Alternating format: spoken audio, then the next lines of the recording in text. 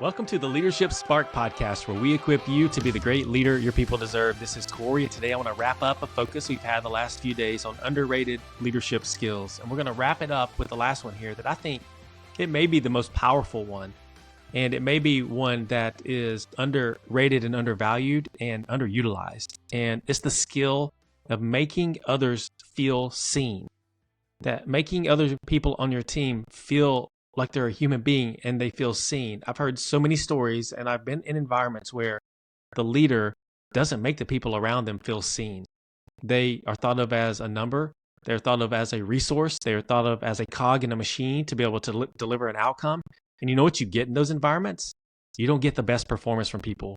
You get mediocre performance because people don't feel safe. And so a superpower of a leader, an underrated skill that you can develop, is building the practice of building the skill of helping other people feel seen. Now, it's the quiet work. Making other people feel seen doesn't show up on your scorecard or your dashboard or in your KPIs.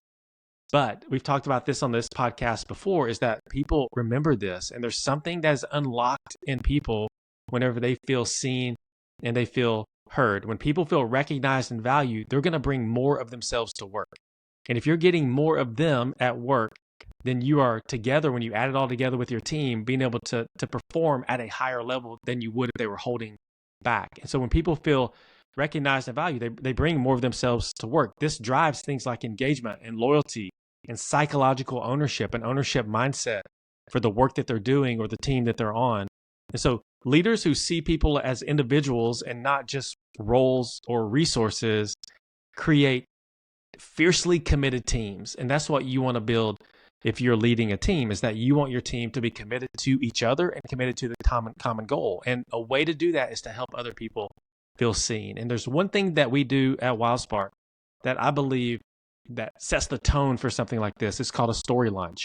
Everybody that's hired at WildSpark is given an hour of time in front of everybody to be able to share their story. And they can take it whatever direction that they want, but they're able to share their story. They're able to be seen by their peers and be seen by their boss. And I've just seen the power of this time and time again, to where this creates a whole nother level of connection with people. As Mr. Rogers, if you know him, says, it's impossible not to love someone once you've heard their story. It's impossible not to love someone once you've heard their story. And so build the skill as a leader, build the skill, commit to the skill, and practice and put systems in place that allow other people to be seen. And if you do that, they feel recognized and valued, then you're going to get their best. And if you're getting the best from everyone, if you're giving your best, then you have the best shot to attain the goals that you have as a team. And so these are underrated skills. I hope you listen to these over and over and you do the work to activate it to action so that you can build these skills in your leadership, and it will make you a better leader, and you will become the leader that your people deserve.